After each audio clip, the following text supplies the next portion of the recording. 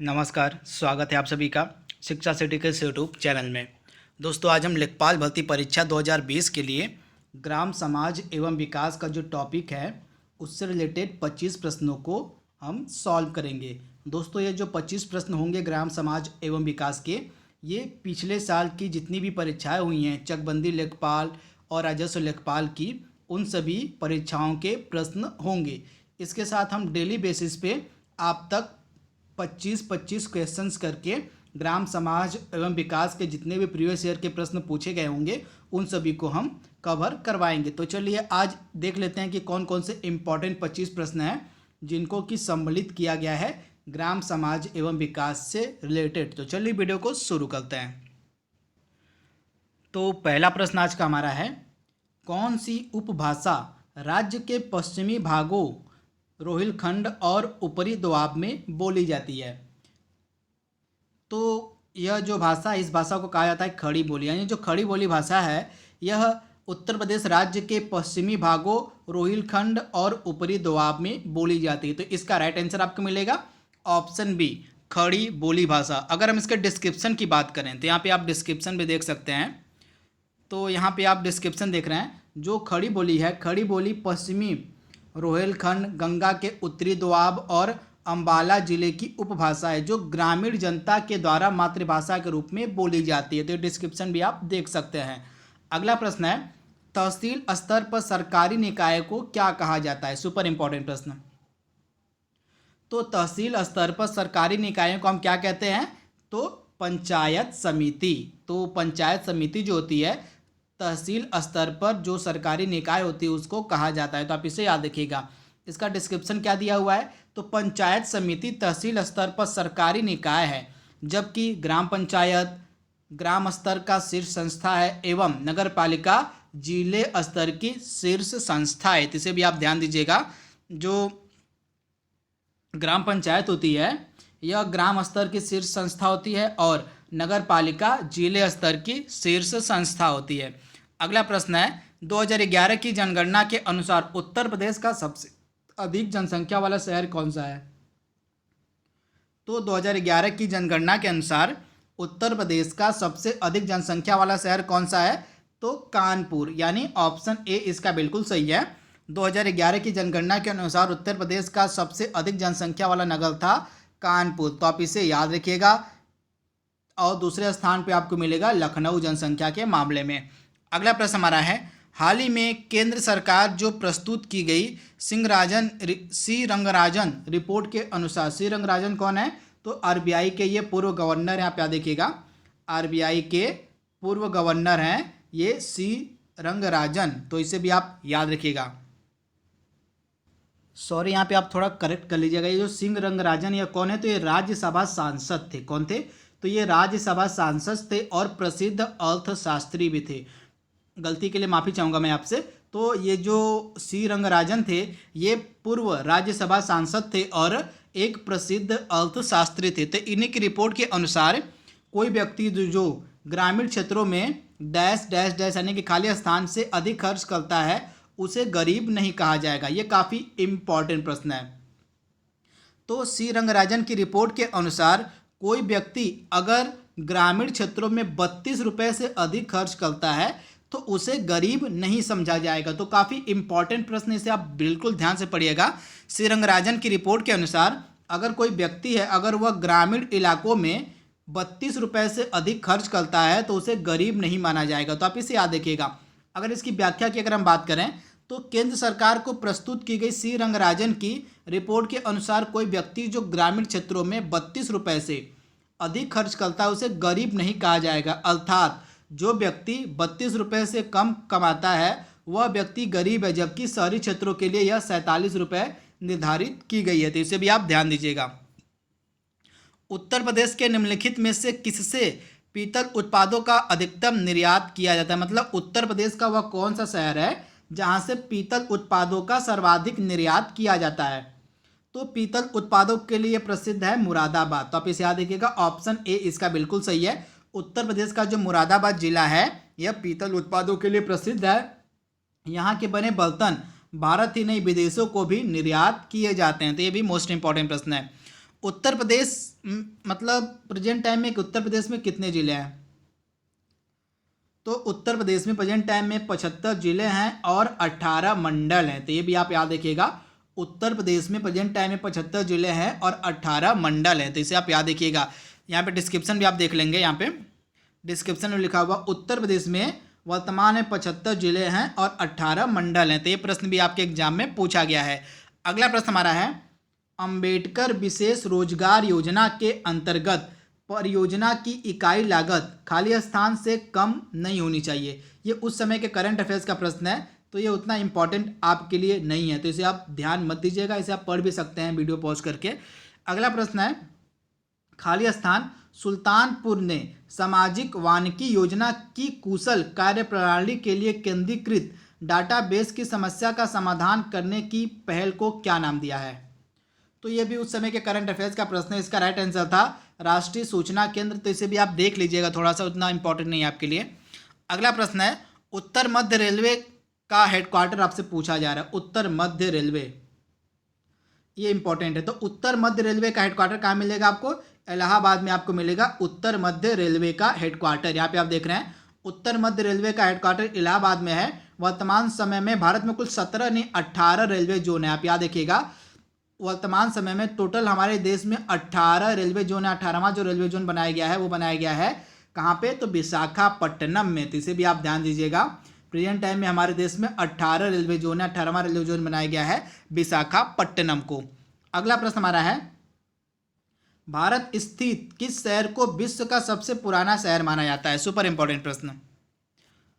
तो प्रधानमंत्री नरेंद्र मोदी जी का ये संसदीय क्षेत्र है वाराणसी। आप याद रखिएगा, पीएम नरेंद्र मोदी जी का जो है संसदीय क्षेत्र है बनारस, जो कि भारत का यानी भारत या विश्व दोनों का यह सबसे पुराना शहर है। तो आप इसे याद रखिएगा, पूरे विश्व का यानी पूरे विश्व में सबसे पुराना जो शहर है वह माना जाता है कि वाराणसी है, तथा यह जो वाराणसी है यह संसदीय क्षेत्र है प्रधानमंत्री नरेंद्र मोदी का। अगला प्रश्न है, चमड़े की वस्तुओं के लिए कौन सा जिला प्रसिद्ध है? तो चमड़े की वस्तुओं के लिए कौन सा जिला प्रसिद्ध है? तो आगरा और कानपुर जो है यह चमड़े की वस्तुओं के लिए प्रसिद्ध है। तो ऑप्शन ए इसका बिल्कुल सही है, चमड़े की वस्तुओं के लिए प्रसिद्ध जिला है आगरा और कानपुर।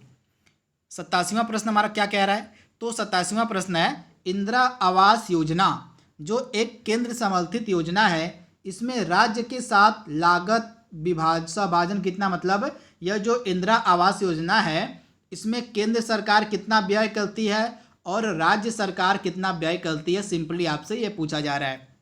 तो यह जो इंदिरा आवास योजना है इसमें 75% केंद्र सरकार व्यय करती है और 25% राज्य सरकार व्यय करती है। तो ये रेशो आप याद रखिएगा, इंदिरा आवास योजना में 75% केंद्र सरकार व्यय करती है और 25% जो है राज्य सरकार व्यय करती है। यह जो इंदिरा आवास योजना है 2016 में प्रधानमंत्री आवास योजना के नाम से परिवर्तित कर दिया गया इसको। यह एक केंद्र प्रायोजित योजना है। इस योजना का जो वित्त पोषण है 75 और 25 के रेशियो में किया गया, यानी 75% इसमें केंद्र खर्च उठाती है और 25% राज्य सरकार खर्च उठाती है। तो इसे भी आप ध्यान दीजिएगा। अगला है, भू कृषि का रिकॉर्ड कौन सा है? मतलब भू कृषि का रिकॉर्ड इसमें से कौन सा है? तो गिरदावरी जो है यह भू कृषि का रिकॉर्ड कहलाता है। तो ऑप्शन ए इसका बिल्कुल सही है, गिरदावरी। अगला प्रश्न है, एक बिस्वा का 1 बीघा से क्या अनुपात है? तो एक बिस्वा का 1 बीघा से 1 बीसवां अनुपात है। तो आप इसे याद रखिएगा, 1 बीघा में 20 बिस्सा होता है, अर्थात बीघा और बिस्सा का अनुपात हो जाएगा 1/20 का। तो आप इसे याद रखिएगा। अगला है, 1 एकड़ कितने वर्ग गज के बराबर होता है? सुपर इंपॉर्टेंट प्रश्न। तो जो 1 एकड़ होता है यह कितने गज के बराबर होता है? तो 1 एकड़ आपका बराबर होता है 4440 गज के बराबर होता है 1 एकड़। तो आप इसे याद रखिएगा, ऑप्शन ए इसका बिल्कुल सही है। अगला प्रश्न हमारा है, NREGP का पूरा नाम आपसे पूछा जा रहा है। तो राष्ट्रीय ग्रामीण रोजगार गारंटी कार्यक्रम यानी NREGP का यह पूरा नाम है। तो ऑप्शन सी इसका बिल्कुल सही है। इसका डिस्क्रिप्शन भी आप देख सकते हैं पढ़ के, मतलब वीडियो को पॉज करके आप देख सकते हैं। यहाँ पे डिस्क्रिप्शन भी पूरा लिखा हुआ है। डिस्क्रिप्शन को जहाँ जरूरी मैं वहीं पढ़ रहा हूँ ताकि समय आपका बच सके, समय कम नुकसान हो आपका। तो अगर आपको डिस्क्रिप्शन पढ़ना है तो वीडियो को पॉज करके आप डिस्क्रिप्शन इत्मीनान से पढ़ सकते हैं। अगला प्रश्न हमारा है, जिला अस्पतालों के लिए भारतीय लोक स्वास्थ्य मानकों के अनुसार 10 लाख जनसंख्या वाले प्रत्येक जिले में कम से कम कितने बिस्तर होने चाहिए? तो जिला अस्पतालों के लिए भारतीय लोक स्वास्थ्य मानकों के अनुसार 10 लाख जनसंख्या वाले प्रत्येक जिले में कम से कम होने चाहिए 300 बिस्तर वाले अस्पताल, यानी ऑप्शन जो इसका बी है बिल्कुल सही है, 300 बिस्तर वाले अस्पताल होने चाहिए। अगला प्रश्न है, घरेलू व्यक्तिगत सौर जल हीटर के लिए आर्थिक सहायता योजना के अंतर्गत उत्तर प्रदेश राज्य में क्या प्रोत्साहन दिया जाता है? तो ये भी उस समय का करंट अफेयर्स का प्रश्न, उतना आपके लिए इंपॉर्टेंट नहीं है, फिर भी आप इसको वीडियो पॉज करके पढ़ लीजिएगा। अगला प्रश्न है, उत्तर प्रदेश की प्रमुख व्यावसायिक फसल का क्या नाम है? तो उत्तर प्रदेश की प्रमुख व्यवसायिक फसल को कहा जाता है गन्ना। तो आप इसे याद रखिएगा, उत्तर प्रदेश की प्रमुख व्यावसायिक फसल क्या है? तो गन्ना जो है उत्तर प्रदेश की प्रमुख व्यावसायिक फसल है। अगला प्रश्न है, एक ग्राम में ग्राम के वार्डों से चुने गए कितने सदस्य होते हैं जिन्हें पंच कहा जाता है? तो एक ग्राम में ग्राम के वार्डों से चुने गए कितने सदस्य होते हैं जिनको पंच कहा जाता है? तो 5 से लेके 20 सदस्य जो ग्राम से चुने जाते हैं वार्डों से, उनको पंच कहा जाता है। तो 5 से लेके 20 सदस्य, तो आप इसे याद रखिएगा, इसका डिस्क्रिप्शन आपके लिए इंपॉर्टेंट है। तो पंचायती राज व्यवस्था के अंतर्गत ग्राम स्तर पर स्थापित ग्राम पंचायत सबसे निचली संस्था होती है। इसमें 5 से लेके 20 सदस्यों के समूह को पंच कहा जाता है। तो इसे भी आप ध्यान दीजिएगा। अगला प्रश्न है, उत्तर प्रदेश के उच्च न्यायालय के मुख्य न्यायाधीश की नियुक्ति कौन करता है? तो हाई कोर्ट के मुख्य न्यायालय के न्यायाधीश की नियुक्ति कौन करता है?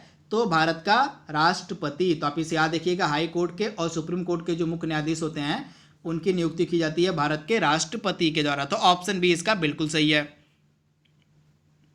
अगला प्रश्न हमारा है,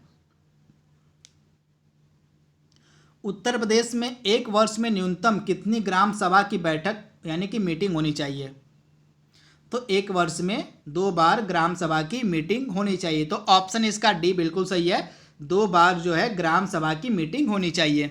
अगला प्रश्न है, एक व्यक्ति के लिए पंचायत का सदस्य बनने की न्यूनतम आयु सीमा कितनी है? तो एक व्यक्ति के लिए ग्राम पंचायत का सदस्य बनने की जो न्यूनतम आयु सीमा है वह रखी गई है 21 वर्ष, यानी ऑप्शन ए इसका बिल्कुल सही है, 21 वर्ष, यानी ग्राम पंचायत का सदस्य बनने के लिए 21 वर्ष न्यूनतम आयु सीमा होनी चाहिए। तो आप इसे याद रखिएगा। अगला है, मध्याह्न भोजन कार्यक्रम के अंतर्गत विद्यालय स्तर पर बच्चों के न्यून भार की प्रतिशतता का आकलन किस आवृत्ति पर किया जाना चाहिए?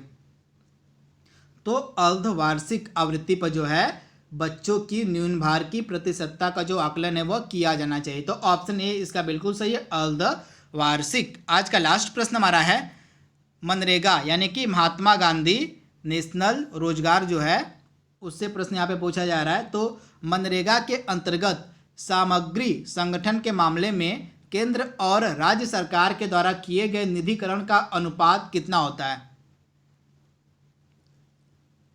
तो मनरेगा के तहत सामग्री संगठन के मामले में केंद्र और राज्य सरकार के लिए जो मतलब के द्वारा जो निधिकरण का अनुपात है वो किया जाता है 75 संबंधे 25, यानी कि 75 जो है वो करती है केंद्र सरकार और 25% करती है राज्य सरकार। तो आप इसे याद रखिएगा। तो दोस्तों यहाँ पे हमने 25 प्रश्नों को कवर कर लिया है ग्राम समाज और विकास से रिलेटेड। आई होप आपको वीडियो पसंद आया होगा। तो आज के लिए बस इतना ही। Thank you, thanks for watching, thank you.